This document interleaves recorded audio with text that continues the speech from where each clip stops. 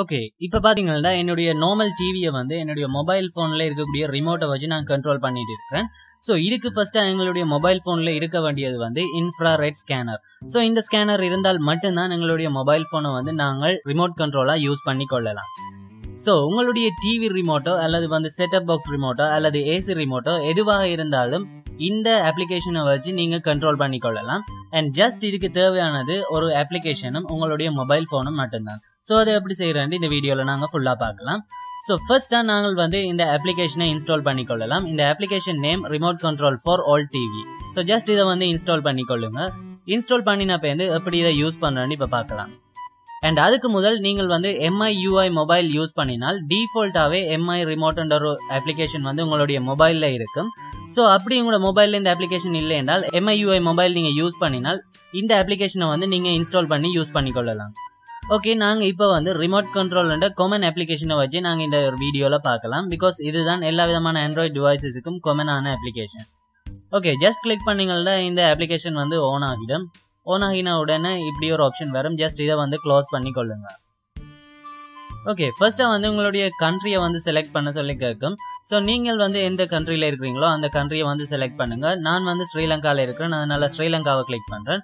நீங்க இந்தியாவில இருந்தால் இந்தியாவை கிளிக் பண்ணுங்க.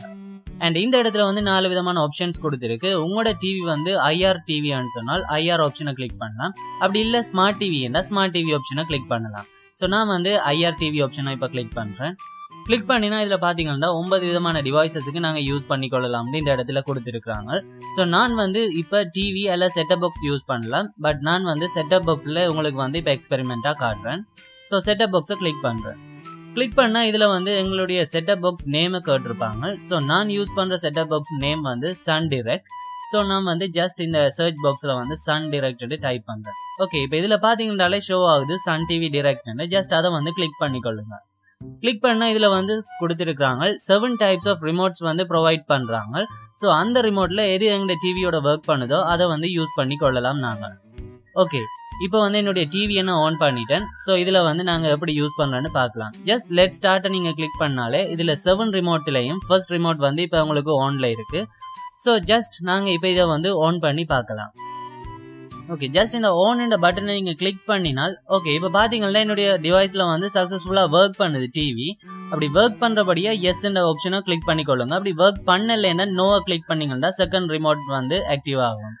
ஓகே, இப்போ இந்த இடத்துல பாத்தீங்கன்னு சொன்னால் எந்த ரூம்ல நாங்க இதை யூஸ் பண்றோம்னு கொடுக்கணும். நான் வந்து லிவிங் ரூம்ல கொடுத்துட்டு பேரண்டதை கிளிக் பண்ணிக்கொள்றேன். ஜஸ்ட் இதுல ஒரு அட்வர்டைஸ்மெண்ட் வந்து பிளே ஆகும். ஸோ இதை வந்து ஸ்கிப் பண்ணிக்கொள்ளுங்க. ஓகே, இப்போ வந்து என்னுடைய ரிமோட் வந்து ஆன் ஆகிடுது. ஸோ இந்த ரிமோட்டை வந்து இப்போ நாங்கள் செக் பண்ணி பார்க்கலாம். ஓகே, இப்போ நான் வந்து சேனல்ஸை சேஞ்ச் பண்ணுறேன். ஸோ சக்ஸஸ்ஃபுல்லாக சேனல்ஸ் சேஞ்ச் ஆகுது. அனதர் ஆப்ஷன்ஸை வந்து இப்போ கிளிக் பண்ணி பார்க்கலாம். ஸோ அதுவும் வந்து ஒர்க் ஆகுது. இப்போ நாங்கள் வால்யூம் பட்டனை கிளிக் பண்ணி பார்க்கலாம். அதுவும் வந்து சக்ஸஸ்ஃபுல்லாக ஒர்க் ஆகுது. ஸோ இது மாதிரி இன்ட்ரெஸ்டிங்கான நிறைய டெக்னிக்கல் வீடியோஸை பார்க்குறதுக்கு மறக்காம என்னுடைய சேனலை வந்து சப்ஸ்கிரைப் பண்ணிக்கொள்ளுங்க.